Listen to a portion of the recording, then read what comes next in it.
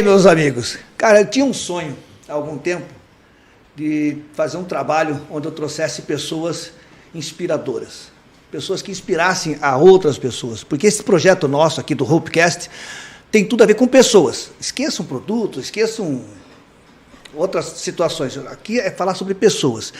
E olha, eu tenho nesse exato momento o prazer, assim, um prazer de trazer até vocês um amigo pessoal meu, mas um cara que, de certa forma, mudou minha vida. Ele fez um convite para que eu fosse trabalhar numa empresa e esse convite me levou para um outro grau de profissionalismo. E agora que eu estou trabalhando e pensando em pessoas motivadoras, eu não podia deixar de lembrar, né? Não podia deixar de lembrar de um amigo meu chamado Bruno Oliveira. Esse cara, olha, nos últimos 3 anos está se transformando numa referência nacional na área imobiliária. Porém, esse é o cara que vocês conhecem. O nosso papo hoje aqui é para falar sobre o cara que vocês não conhecem, né? Para falar sobre o Bruno Oliveira que vocês não conhecem. O jovem, o adolescente, o homem, o pai, o filho e depois esse profissional excelente que está aqui. Sem mais delongas, se apresenta aí, Bruno. Grande Hope! Cara, obrigado pela introdução aí. Prazerzaço, né? Fazer parte do primeiro episódio do Hopecast. Cara, rimou demais quando eu vi que tava lá, Hopecast, muito bom. Cara, um prazerzaço. A gente tem o prazer também de te chamar de amigo, né? Sim. E, cara, vai ser muito bom, vai ser muito legal falar um pouquinho aí do Bruno que a galera não conhece, né? Por trás do Instagram, porque no Instagram tudo é lindo, né, cara? Tudo é maravilhoso. Vamos falar dos bastidores hoje aqui. Bacana, Bruno, porque você está inserido no mundo imobiliário, né? Sim. Você está inserido no mundo imobiliário. Porém, veja, muita gente que vem trabalhar conosco nessa área imobiliária, ele olha você como uma referência, e é uma referência, né? Uhum. E pensa, puxa, quando eu for o Bruno. Mas, por exemplo, antes do Bruno, houve o Bruninho, né? Lá no interior de São Paulo, isso, né? Houve o Bruninho lá no interior do Paraná, houve o Bruninho lá no interior do Paraná, e esse cara cresceu, se desenvolveu. Então, vamos falar um pouco desse primeiro episódio. Vamos dividir a nossa conversa em 3, então? Uhum. A criança, o adolescente e o adulto, vamos fazer isso? Bora, vamos lá. Então, me conta aí um pouquinho de você, criança, assim, para ver, tá. Olha, para você que está aí olhando para o Bruno, desse jeito aí, mal sabe você que esse cara é um Iron Man. Eu também vou falar sobre isso. Aí você vai ver que esse cara é um Iron Man. Por isso que se você sentar numa mesa para discutir o cara, preço, determinado. Vai lá. Show, vamos lá. Cara, então, eu nasci em Ribeirão Claro, interior do Paraná, uma cidadezinha de 10 mil habitantes. 10 mil habitantes no geral, porque lá dentro da cidade mesmo, tem em torno de 5 mil, 6 mil habitantes e o restante mora em fazenda. É uma cidade turística, se tornou turística porque tem uma represa lá, tem grandes hotéis lá, resorts e tudo mais. O Taiaiá é um resort bem grande que tem lá. E foi lá que eu nasci. Nasci lá, meu pai, minha família é família de comerciantes, então meu pai vendedorzaço, na veia. Meu tio vendedor, meu avô era vendedor, meu avô teve armazém lá. Eu tenho um outro avô, né? São 2 avós. O meu avô, por parte do meu pai, teve armazém. Lá a gente fala armazém, aquelas vendas, sim, né? Vendas. E o meu outro avô, por parte da minha mãe, tem loja de móveis. Já há muitos anos. Foi a primeira loja de móveis de Ribeirão Claro foi dele. Então, família toda de comerciante, foi nesse ambiente que eu cresci. Lá em Ribeirão Claro. Comecei a trabalhar com meu pai na loja lá muito cedo. E estudei lá, fiz faculdade lá também. E aí, enfim, me criei lá. Depois que eu saí de lá, vim fazer cursinho aqui em Curitiba. Morei fora do país um tempo, daí voltei, vim para Curitiba, abri uma panificadora, daí me tornei corretor de imóveis. E assim foi. Mas a minha infância foi lá em Ribeirão Claro, minha infância toda. Mas com esse histórico de vendedores na família, você tem certeza que é Oliveira, não é Salim teu sobrenome? Você sabe que eu estou fazendo a minha cidadania italiana. E o sobrenome do meu avô materno é Fais, F-A-I-S. E o Fais, ele é de origem, ele é italiano, mas antes de ser italiano ele veio do Oriente Médio. Os muçulmanos que invadiram a Sicília ali, né? Isso, que era Faz, depois virou Faz. Então tem um pouquinho... Tem uma veia, então. Tem uma veia. Então vamos lá. Você me falou sobre essa tua infância e você me falou ainda nesse exato momento que você morou fora do país. Isso. Vamos lá. Você terminou a faculdade e foi morar fora ou foi... Isso. Não, na verdade, enquanto eu estava fazendo faculdade, eu fiz faculdade de turismo. Lá em Ourinhos, que é uma cidade vizinha de Ribeirão Claro. Uma cidade... Ourinhos já é estado de São Paulo. Então, Ribeirão Claro fica lá no norte velho do Paraná. E Ourinhos é a primeira cidade do estado de São Paulo. Então, atravessa, tem uma ponte pêncil lá, que, se eu não me engano, no Brasil tem 3 pontes pêncil. E lá é uma delas. Depois até tem que confirmar essa informação. Se são 3 mesmo. Sei que lá tem uma. E essa ponte, atravessou a ponte a estado de São Paulo, que é Chavantes. E aí depois de Chavantes tem Ourinhos. Então eu fazia faculdade de turismo lá. Tinha lá meus, acho que 20 anos, 21 anos. E aí surgiu uma oportunidade de fazer um intercâmbio nos Estados Unidos. Na verdade era um programa para estudante universitário. Onde eu ia trabalhar e estudar. E aí eu fui para Boston. E acho que era 22 anos. Só que na verdade até um pouco antes. Um pouco antes disso eu vim para Curitiba, fiz cursinho para fazer vestibular para odontologia. Aí não deu certo, daí eu voltei, daí eu fui fazer vestibular em Marília para fisioterapia. Depois de fisioterapia, daí não deu também, daí eu fiz faculdade em Cornélio Procópio, depois que daí eu fiz Ourinhos. Daí que eu fui para os Estados Unidos. Aí fiquei um tempo lá, 4 anos, e de lá eu vim para Curitiba. Aí em Curitiba eu abri uma panificadora na época. Quer dizer, pessoal, só para vocês entenderem, se ele tivesse desistido na primeira oportunidade de fazer faculdade ou coisa parecida, o que você me falou, 4 oportunidades. 4, Se você tivesse parado na primeira, hoje talvez, com todo esse desenvolvimento, você não estivesse aqui. E você é uma coisa muito chata, né? A gente fala C. Mas, porém, quando as pessoas que vêm, sempre imaginam que é um produto pronto já. Mas veja, quantos Cs ele colocou para nós, para você que está aí olhando, quantos Cs ele colocou. E veja, ele pegou e teve que ir para os Estados Unidos se desenvolver como um profissional. Venha. E cara, e é muito legal isso que você está falando, porque todo mundo tá onde tá, independente, sei lá, se tá com 20, 30, 40, 50, se tá em Curitiba, se tá em Maceió, se é corretor, se é gerente, ou se não é nem do mercado imobiliário, mas todo mundo tá onde tá por coisas que aconteceram ao longo da vida, né? Por decisões que foram tomadas e tudo mais. Eu fui para os Estados Unidos na época, porque surgiu essa oportunidade para eu ir para lá, com 21, 22 anos. E, cara, foi lá nos Estados Unidos que eu me tornei homem. Homem, que eu digo que eu saí de um menino, que eu era um menino, e me tornei homem no sentido de amadurecimento. Porque, cara, eu estava sozinho, não tinha família, tinha que me virar. E não que isso não acontecesse, mas Ribeirão Claro, cidadezinha pequena, com a família mãe, vó, trabalhava com meu pai. Então lá foi um momento... tem até um livro do Flávio Augusto, que é Ponto de Inflexão, né, que ele conta no livro lá que na nossa vida a gente tem vários pontos de inflexão, que são aqueles momentos que dá uma guinada, né? Que você vira a chave. Que você vira a chave, você toma uma decisão e você acaba deixando um monte de coisa para trás e você toma um rumo, né? Independente de qual for, é um ponto de inflexão. E essa minha viagem para lá foi um desses pontos, foi um dos pontos de inflexão.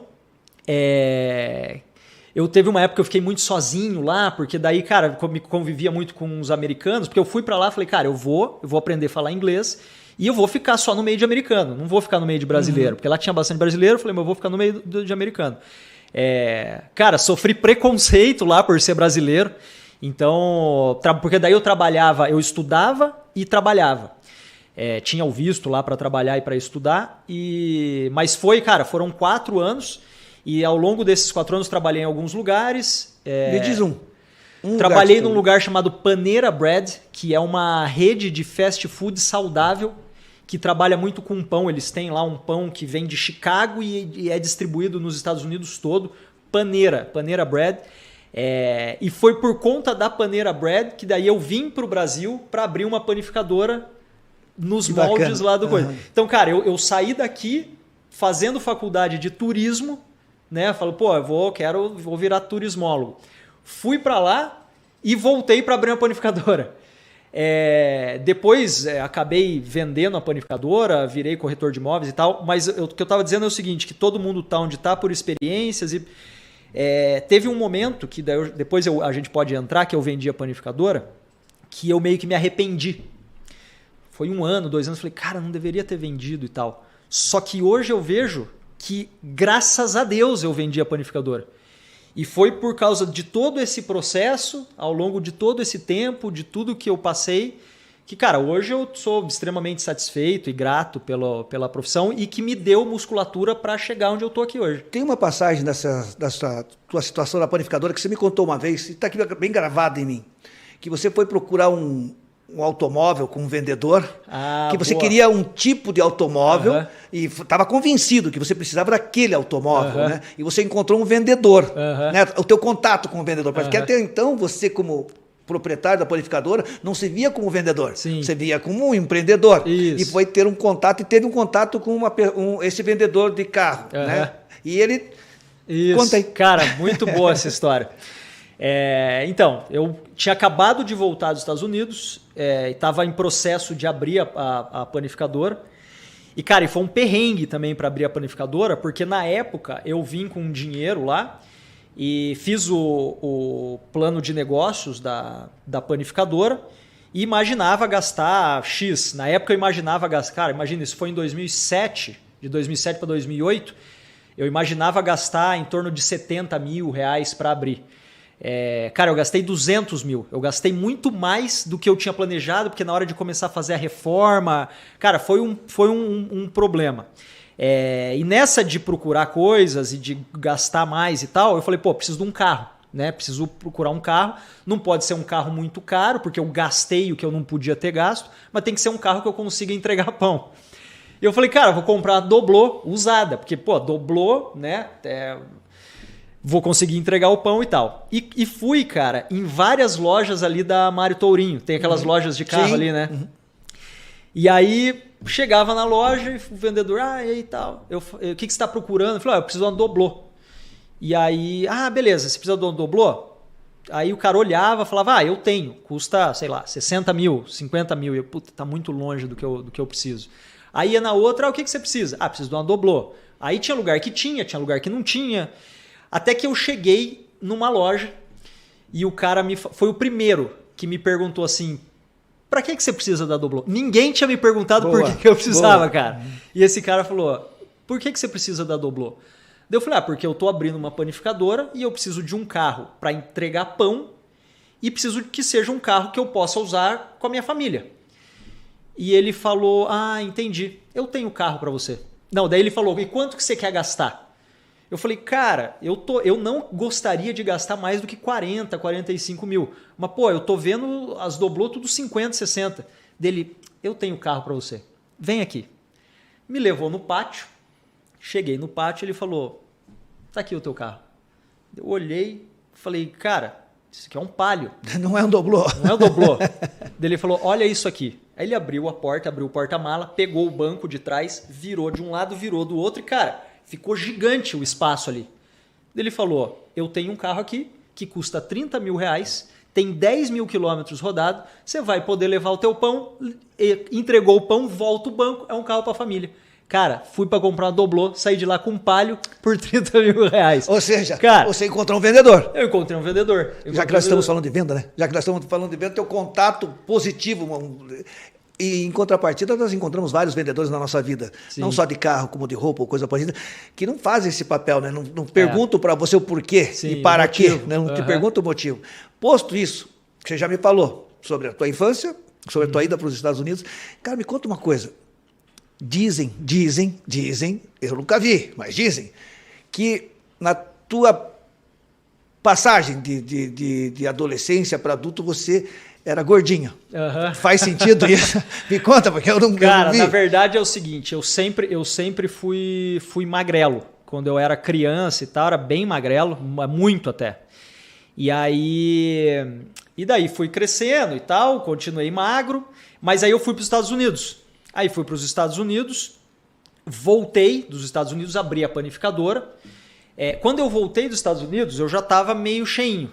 Mas quando eu abri a panificadora... Comida farta. Cara, aí eu tinha que provar os negócios e tal. Porra, eu engordei 20 quilos.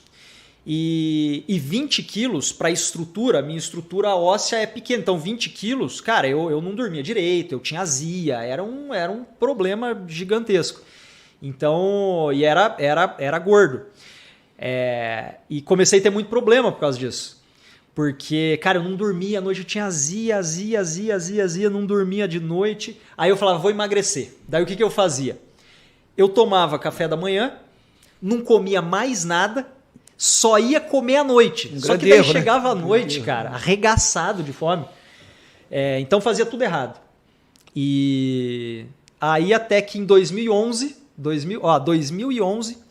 eu falei, cara, preciso mudar isso. E na casa do meu pai, em Ribeirão Claro, ele tinha um livro lá. Tinha um livro que chamava Da Caminhada à Corrida. Eu falei, cara, vou começar... Ah, não, eu tinha ido no médico antes, e a médica tinha me falado, falou, você precisa emagrecer por causa dessa tua azia aí, ou você tem que fazer uma cirurgia, porque você tem esofagite erosiva, hérnia de hiato. Cara, tava zoado. Aos 20 e poucos anos... Acabado. Arregaçado. Aí eu falei, eu vou tentar emagrecer, então, sem precisar fazer cirurgia. E aí comecei a caminhar, aí comecei a dar uma corrida. Daí esse livro tinha uma planilha lá, que me levava a correr 10 quilômetros em 16 semanas. Eu falei, 16 semanas, 10 quilômetros, eu não corro 100 metros, estou gordo. Mas eu comecei. Era um dia você tinha que caminhar, outro dia caminhar e correr, e foi... Até que no final de 2011... em julho de 2011, eu fui para Florianópolis, fiz a minha primeira prova de corrida, de 10 quilômetros. Quer dizer que você está me falando que para tudo existe um processo. Tudo um processo. Você não foi correr os 16 quilômetros, não saí correndo. Você não saiu correndo, não. Você não decidiu, vou correr. Você se preparou para isso. É isso. É aí que eu ia chegar para você, te fazer essa pergunta. Como você sai de um pseudo-obeso, vamos dizer assim, para um Ironman? Explica para nós essa... Olha que legal, que pessoal, boa eu estou falando para pergunta. vocês que essa pessoa que está na nossa frente aqui, o Bruno, ele é um dos raros Ironmans que eu conheço. Acho que, na verdade, é um só que eu conheço. Um outro que passou por nós lá na nossa sala de vendas, foi um cara, quando falou que ele era Ironman, eu falei, cara, tem o nosso gerente aqui, que é Ironman. Ele, cadê? Sabe, esses caras são incríveis. Eu até imaginei que eles nem existissem. Mas quando eu me toquei com o Bruno, o cara me falou assim, estou indo para Barcelona. Eu falei, vai passear? Não, vou participar de uma maratona. E eu não conhecia esse lado dele ainda. E quando eu fui ver, o cara é o Ironman. Então, como é que eu saio desse sedentarismo, cara, para um Ironman? Cara, excelente pergunta essa, porque lembra que eu te falei do ponto de inflexão, né? Que eu tive o ponto de inflexão quando eu fui para os Estados Unidos, que aí, cara, minha cabeça mudou totalmente e tal. Voltei outra pessoa, transformado totalmente. Eu era um Bruno antes dos Estados Unidos e um Bruno depois. E eu tenho um outro ponto de inflexão, que foi quando eu comecei a fazer atividade física. Porque a atividade física, ela me trouxe, claro, além da saúde e tudo mais, ela me trouxe um negócio muito mais importante que isso, que é entender e saber o poder da consistência e da disciplina. Cara, a disciplina, eu não sei quem que falou que disciplina é liberdade. Não, né? Disciplina é liberdade. Disciplina é liberdade porque você decide o que você quer ser, o que você quer fazer, desde que você tenha disciplina. Então, eu comecei a fazer essa... Falei, vou seguir o que diz esse livro aqui, para fazer os 10 quilômetros. E lá tinha uma planilha. Então, eu tinha uma planilha de treino e eu tinha um cardápio também que eu tinha que me alimentar. E como eu decidi fazer aqueles 10 quilômetros, então, cara, não importava se tinha sol, se estava frio, se estava chovendo, se estava na planilha que aquele dia eu tinha que caminhar 40 minutos, eu caminhava 40 minutos. Se eu tinha que correr 10 e caminhar 10, eu corria 10 e caminhava 10. Até que chegou lá no dia da prova, eu corri os 10 quilômetros. E eu falei, cara, quer dizer que se eu faço o negócio, chega no dia, eu fiz e fiz bem, fiz muito bem. Porque até então, eu sempre, cara, fui desorganizado, nunca tive disciplina. Tanto que, cara, eu comecei a fazer faculdade de fisioterapia lá que eu te falei, depois comecei outra e tal. Então não tinha aquela coisa de tem o objetivo, tem o caminho, cara, é só eu seguir o caminho. Vai ter problema no meio? Vai. O esporte, ele me trouxe isso. E daí eu comecei em 2011 a correr, depois daí em 2013 falei, cara, vou me aventurar no triatlon. Comecei a fazer triatlon, comecei a nadar, daí comecei a pedalar e tal, até que em 2000, e você vê, ó, 2011 eu comecei. Em 2018, eu entrei para uma equipe de triatlon, que é de um amigaço meu, que é o Ramon, que hoje ele tem, cara, uma equipe gigante, chama RF Triatlon, e ele falou assim, Bruno, tem uma galera aqui que eu já fiz, ele já tinha feito 2 Ironman, e ele estava treinando 2 pessoas para fazer, e eu fui lá assistir.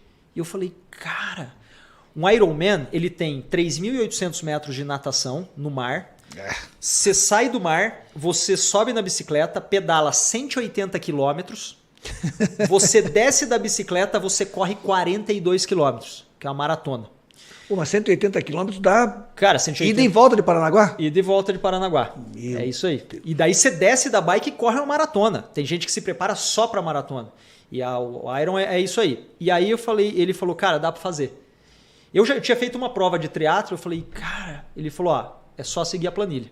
Como eu já tinha tido as outras experiências, eu falei, cara, eu vou seguir a planilha.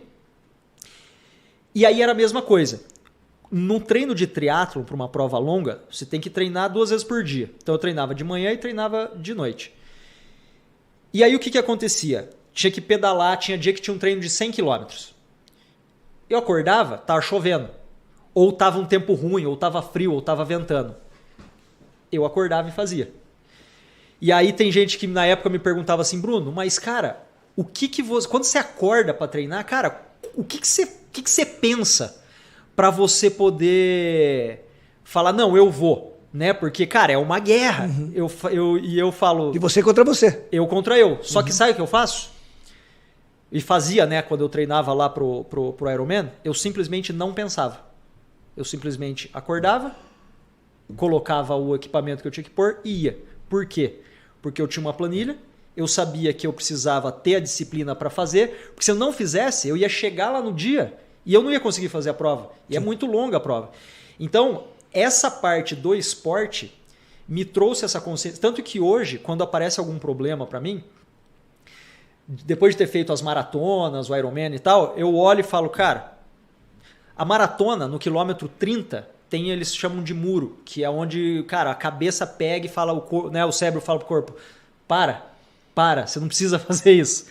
Quando vem um problema, eu olho pro problema e falo, cara, é o quilômetro 30 da maratona. Quando é um problema, é só eu conseguir atravessar. Então, essa parte de disciplina, de persistência, isso o esporte me trouxe. E esse que foi o segundo ponto de inflexão que eu te falei. Bacana isso, né? Porque muda totalmente. Porque você me traz para nós aqui que estamos te assistindo, para as pessoas que estão te assistindo, esse projeto de vida, né? Porque é um projeto, né? Você falou Total. Assim, chega de ser sedentário, eu vou participar de um outro projeto de vida. Você desenhou o que você queria para daqui a 2, 3 anos. É aquela pergunta que as pessoas fazem, né? Para as pessoas que estão querendo um projeto de vida exitosa. Aonde você quer estar daqui a 5 anos? Como você se imagina daqui a 5 anos? Aí você se projetou e conseguiu fazer isso. Pensa bem. Posto dessa forma, eu vou te chamar agora, dessa parte que você trouxe para nós aqui, que a disciplina veio por intermédio do esporte. Isso. Porém, quando nós nos conhecemos e começamos a trabalhar juntos, eu tinha um outro projeto na minha vida, que era a OAB. Sim. E eu falei, puta, tá difícil para mim, né? Porque eu tenho que trabalhar, estudar. Ela falou assim para mim, micrometas. Pense sempre em micrometas, não leia um livro inteiro, leia 10 páginas. Você me ensinou isso à época, eu achei bastante bacana isso. Então quer dizer que a disciplina do esporte te traz, que você pode trazer para toda a tua vida, não precisa ser só no esporte. Pode trazer para a tua vida particular, como pessoa, como pai, como filho, como avô. Você pode trazer essa disciplina. E disciplina te leva a êxito. Posto dessa forma, vamos falar o seguinte, quando foi que você se descobriu vendedor de imóveis? Como você falou assim, agora eu vou ser vendedor de imóveis. Primeiro vendedor, depois o professor. Vamos lá. Cara, está bom de pergunta, hein? Tô. Só pergunta boa, pô. Eu te conheço há algum tempo, né? Então é o seguinte, antes até de eu entrar aqui, eu só vou dar uma ênfase no negócio que você falou, que isso que você acabou de falar agora é game change, é a mudança de jogo. que você falou das micrometas, né? E eu vou trazer o exemplo de novo do Ironman ou da maratona e tal. Na bicicleta lá, quando tem que fazer os 180 quilômetros, ninguém que faz... Se você perguntar para qualquer pessoa que faz Ironman, ninguém senta na bicicleta e fala: tenho que pedalar 180 quilômetros. Ninguém. Todo mundo olha para as micrometas. No meu caso, o que eu olhava? Eu tinha que comer a cada 30 minutos. Então, o que eu fazia na minha cabeça? Eu preciso chegar nos primeiros 30 minutos. Dava 30 minutos, comia. Porque você come em cima da bike, né? Você não para comer. Dava mais 30 minutos, comia. Quando eu vi, passou os 180 quilômetros. Show. O micrometro que você está falando, cara, isso é para quem está assistindo aqui, que às vezes tem dificuldade em colocar uma meta, porque às vezes o nosso cérebro ele é limitado, né? Sim, lógico. Bota a grande meta, mas daí transforma em micrometas. A bem da verdade, eu não acredito que o nosso cérebro seja limitado. Eu acredito que nós demos a ele, a gente dá a ele as limitações, né? Boa. E aí a gente chama de crenças limitantes, né? Essas crenças limitantes que eu não posso fazer tal coisa. É lógico que tem coisas que você não pode fazer, não vai querer pular de um prédio, querer voar, que não vai conseguir. Porém, assim, de uma forma humana, onde você fala, eu vou fazer um Ironman, como você. Eu vou mudar o meu projeto de trabalho. Eu vou fazer 5 atendimentos por dia, vou fazer 10 atendimentos por dia, ou sei lá. Aí nós vamos falar sobre o vendedor que você se transformou. Venha. Cara, então, para responder a tua pergunta, olha só, né, como tudo não são só flores, né? Muito pelo contrário.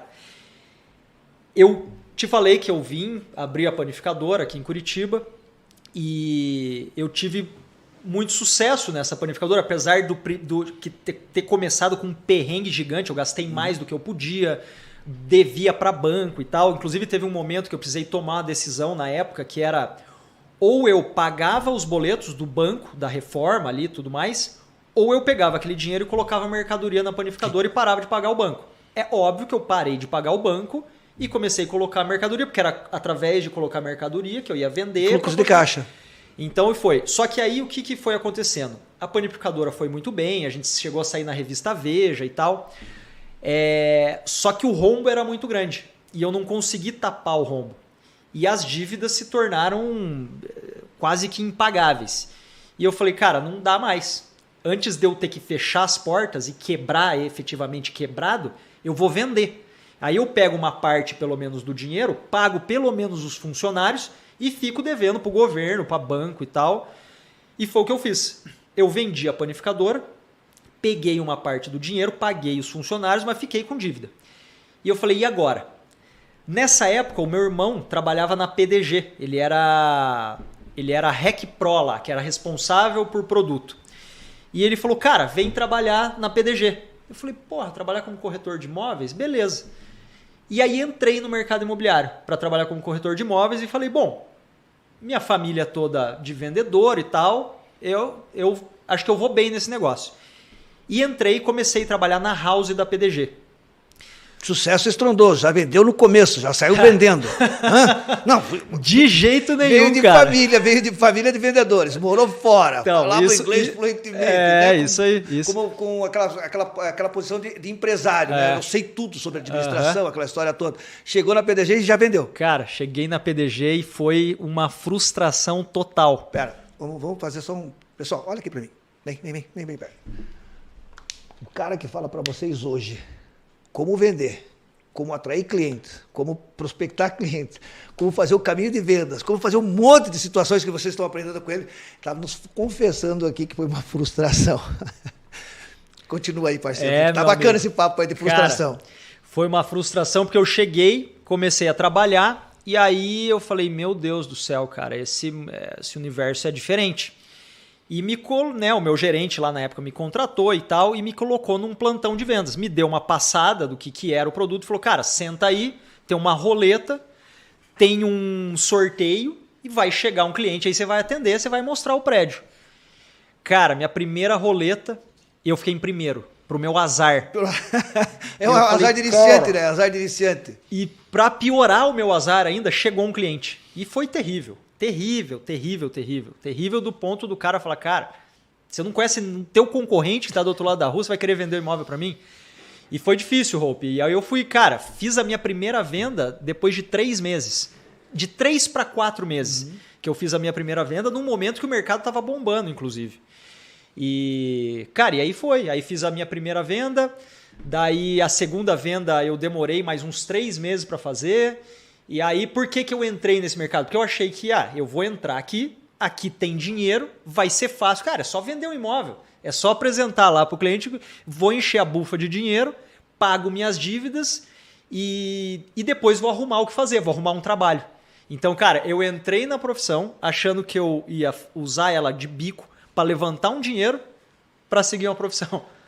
Eu acredito, Bruno, que você está me dando um roteiro que quase todo mundo, quando entra nessa profissão de corretor de imóveis, ele entra de forma temporária. E se existe algum êxito, ele começa a fica. E no teu caso, foi bastante promissor para nós você ter ficado, né? Porque hoje você está aí dentro de um outro universo, tá? Lógico, a gente se prepara todos os dias para atender clientes, você é a mesma coisa, né? Porque você está numa escala de tomada de decisões dentro de uma empresa. Mas eu digo assim para você, esta parte de corretor de imóveis teu, que você fez algumas vendas, trabalhou, conta para mim assim, qual foi um dia que você pensou, não vou mais, eu vou desistir, sabe? Vamos lá falar um primeiro palavrão vou desistir desse negócio. Vou desistir desse negócio, porque cansei, cara. Cansei, porra. Domingo, chegar em casa, eu preciso ver minha mulher, eu preciso ver minha família, eu não vou mais ficar atendendo ninguém. Me conta, quando que você pensou assim em desistir? Olha, foram várias vezes, viu? Cara, foram várias vezes. No primeiro ano, eu fiz essa primeira venda de uma casa e tal, levantei um dinheiro bom. Na época, a minha primeira comissão foi R$36 mil de comissão. Só que, deu malemar para tapar um pedaço do buraco com esses 36 mil. Daí eu me vi de novo com problema e eu sei que passou o primeiro ano e eu toda vez que eu ficava 2 ou 3 meses sem vender, eu pensava em desistir. Só que daí eu vendia. Quando eu vendia, me dava uma adrenalina, me dava um negócio que eu falava, cara, agora eu posso tudo. Toda vez que a gente faz uma venda, dá essa sensação, né? E aí, de novo, e daí dava essa adrenalina e tal, aí ficava um tempo sem vender. Só que aí o que aconteceu? O tempo foi passando e eu fui ficando e fui me aperfeiçoando e fui estudando e fui lendo. Eu olhava muito a galera que vendia bem. O Diego, da Prime Sorra, era um cara que na época ele vendia super bem. E eu ficava olhando, falava, cara, como é que esse cara faz? Eu ficava grudado, ficava nele, ficava no meu irmão, ficava na galera que vendia, ficava grudado, via a postura. E eu ficava olhando aquilo e falava, cara, eu vou pegar um gancho. Vou pegar um gancho pelo seguinte, você está me dizendo então que dentro de uma estrutura de vendas, se eu olhar para os teus amigos, eu digo se você tem sucesso ou não? Se eu te dizer, se eu olhar para o grupo de pessoas que você participa, que você faz parte, eu digo se você é um cara que vai ter êxito ou não?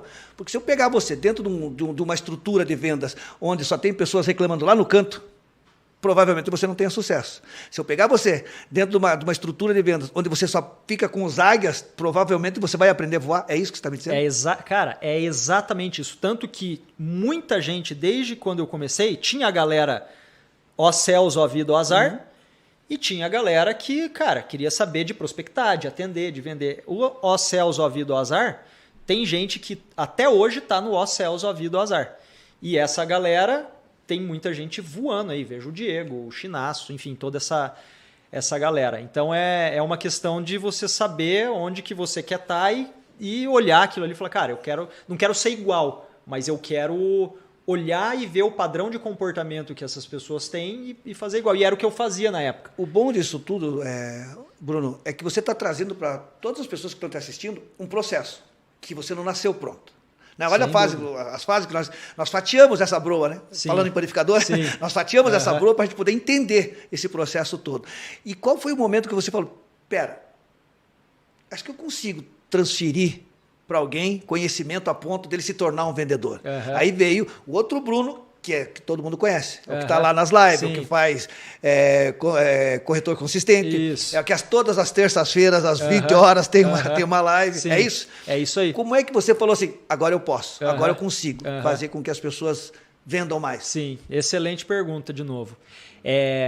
Como você falou, foi um processo, né? Então eu comecei como corretor de imóveis lá na PDG, Saí da PDG na época e fui trabalhar numa house, na incorporadora Tá. E na house, na incorporadora Tá, lembra que eu te falei que eu ficava olhando, né, as pessoas que, né, que tinham chegado e estavam ganhando dinheiro e num lugar que eu achava interessante. E eram sempre gestores. Então eu sempre estava envolvido com os gestores, falando com eles e tal.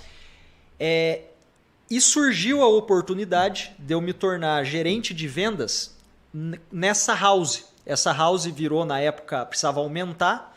A house da Tá precisava aumentar. E a Ana Valéria, na época que era a diretora, ela falou, olha, preciso de 2 gerentes. E eu era corretor. E ela falou, olha, você tem perfil para se tornar gerente. E aqui eu vou te falar uma coisa. Eu já era gerente antes de ser gerente. Pelo comportamento. Eu nunca fiz um atendimento junto com o meu gerente. Mas não porque eu falava, eu sou bom demais e tal. Mas porque eu gostava, sempre gostei de eu conduzir a negociação. Quando que eu usava o gerente? Quando precisava de uma negociação lá no final que o cliente, porque o cliente existe a hierarquia da venda, né? Aí eu chamava o gerente e falava, cara, vai lá só para fechar. Para o cara se sentir prestigiado. Para o cara se sentir prestigiado. O cliente, exato. Então eu me tornei gerente dessa house e foi aí que eu comecei a dar treinamento. Então eu tinha que dar treinamento para os corretores e comecei e falei, cara, é muito legal isso. Porque eu pego o que eu faço como corretor, que funciona, e existe um passo a passo. Tudo existe um passo a passo. Né? Quando eu comecei como corretor, foi quando eu estava começando na corrida, já existiam as planilhas. Então, começou. Só que no meio disso tudo, foram vários perrengues. Daí, em 2015, eu abri uma imobiliária de imóvel pronto, fiquei 1 ano, num momento de crise terrível, me ferrei um monte. E aí, em 2016, eu voltei para a incorporadora como supervisor de vendas, contratado. Aí sim, era para dar treinamento para corretores que não era da minha equipe, era corretores de outros gerentes. E isso começou a aumentar, isso começou a ficar bacana, até que eu enxerguei, eu falei, cara, isso dá resultado, isso transforma a vida, tem uma dica que eu dou aqui, uma dica que eu dou ali, as pessoas elas conseguem pegar, quem usa, né? Porque tem gente que escuta e não bota em prática. Até que em 2020, eu falei, imagina, depois de todos esses anos, eu falei, cara, acho que agora é o momento de eu fazer um trabalho no Instagram para conseguir impactar mais pessoas e não só os corretores que eu consigo impactar. Não os regionais. Não os regionais. E aí começou. E, cara, estamos aí, está sendo um trabalho bem legal. Hoje você tem um curso de vendas, você trabalha com isso, né? Sim. Deixa eu me corrigir. Hoje eu tenho um curso de mudança de vida, um curso de como você pode mudar a tua vida em pouco tempo. Porque se você segue uma planilha, você seguiu uma planilha e mudou a tua vida como corredor. Isso, lembra? Exato. Então, se a pessoa segue a tua planilha, né, dentro de uma... Sim, segue o método. Uma metodologia, ela pode alcançar resultados diferentes. Sem dúvida. É isso? Sem dúvida. Então pense bem, nós saímos... Como é o nome da tua cidade lá? Ribeirão Claro. Ribeirão Claro. Fomos para os Estados Unidos, montamos uma panificadora, montamos uma imobiliária, viemos para gerenciar uma empresa e nos descobrimos um professor. Na verdade, o que eu gosto de falar? Que os professores são polinizadores. Lembra da frase, da palavra? Polinizador. Hoje, por que você está aqui hoje, Bruno? Porque na minha vida você fez diferença. Quando você me convidou a trabalhar com você me deu um norte e eu vim, e tô no norte, estamos aí voando junto e assim por diante. Mas foi um novo passo. E a minha vontade aqui com esse trabalho todo é fazer com que mais pessoas venham e falem para quem está nos olhando ali nessa câmera, cara, não desista. Não desista, porque pode ser feito. Basta disciplina. Concorda Sem dúvida, comigo? 100%. Então, 100% e assim, acho que a gente está seguindo até para o final aqui do podcast, né? Eu nem sei nem quanto tempo a gente tem ainda aí. 5 minutos? 5 minutos. Tá. E eu... Cara, até para partir para os finalmente aqui, como eu disse no começo, para mim é um prazer estar aqui participando do primeiro Hopecast. E é um prazer porque, cara, eu te conheço. E não existe melhor pessoa e com mais autoridade para discorrer sobre esse tipo de assunto de disciplina, de persistência, de pontos de inflexão do que você. Não, que é isso. Ao longo dos seus 7 anos. 57 anos, 3 faculdades, resolveu ao longo dos 50 anos falar, cara, eu vou ser advogado. Sim, sim. Fazer uma faculdade, tirar o OAB agora, largar 160, sei lá, 200 mil pessoas que tentaram para trás. Então, cara, para mim é um prazer. Eu espero que alguém, que você possa contar também a tua história aqui. E por mais que, cara, esse lance de professor que você está falando aqui, o mais legal de tudo não é você ensinar, mas é o quanto você aprende. Aprende, exato. Esse que é o negócio. Então, cara, para mim é um prazer e, pô, privilégio demais, tá? Vou falar para vocês, pessoal. É o seguinte, eu tô diariamente com esse menino aqui. Para mim é uma honra, novamente, sem rasgação de seda, mas ele é meu amigo mesmo. Nós estamos diariamente. E quando nós fazemos alguma situação na empresa, as pessoas fazem fila para tirar foto com o cara, sabe? Porque elas conhecem ele na internet e falam assim, pô, tô do lado do Oliveira. E muitas das pessoas que conversam, assim, putz, usei o que ele falou, deu certo e assim por diante. Então, eu não sei a quanto isso vai chegar, eu não sei quanto esse nosso trabalho vai chegar, não faço ideia porque é um protótipo de coisas, mas a minha intenção é trazer pessoas como você, Bruno, polinizadoras, pessoas que transferem conhecimento e pessoas que agregam conhecimento à vida de outras pessoas e que fazem com que as pessoas cresçam, sabe? Show. As pessoas que você transforma de uma mosca num beija-flor. Essa transformação das pessoas, porque pode ser feito. Pode ser feito. Sim. Se você conseguiu, se o Chinasso conseguiu, sim, se o Orlandini conseguiu, se o Diego conseguiu, se a Eli da MyBroker conseguiu, se a Matsunaga conseguiu, várias outras pessoas que estão por perto nossa aí que conseguiram, eu acredito que todos nós, quando seguimos um trabalho de perseverança, resiliência, né? Resiliência, mas seguindo assim essa disciplina que você nos falou agora. Para nós é um prazer, será sempre um prazer, nós da casa aqui recebemos pessoas como você. Show. Assim, aqui o mercado precisa de gente que joga nossa bola para baixo, porque, cara, para furar nossa bola tá cheio. Para furar nossa bola tá cheio. Então, pessoal, Bruno Oliveira, um menino que veio lá da cidade do interior, foi para os Estados Unidos, montou panificadora, montou imobiliária, virou Iron Man, sabe? Era um gordinho, tá aí bonito pra caramba. Ex-gordinho, tá aí bonito pra caramba. E eu acredito assim, cara, que, puxa vida, eu, de entrevistador, eu sou fã do cara. Então, pra mim, Bruno. Eu que sou fã. Obrigado, Rô. Valeu, prazerzaço. Pessoal, eu espero, sinceramente, que toda essa conversa que a gente vai trazer daqui por diante ajude vocês a se transformarem, não em vencedores, mas em lutadores. Porque a partir do momento que você consegue vencer você, as tuas crenças limitantes, você já é um vencedor. Um grande beijo para vocês. Até.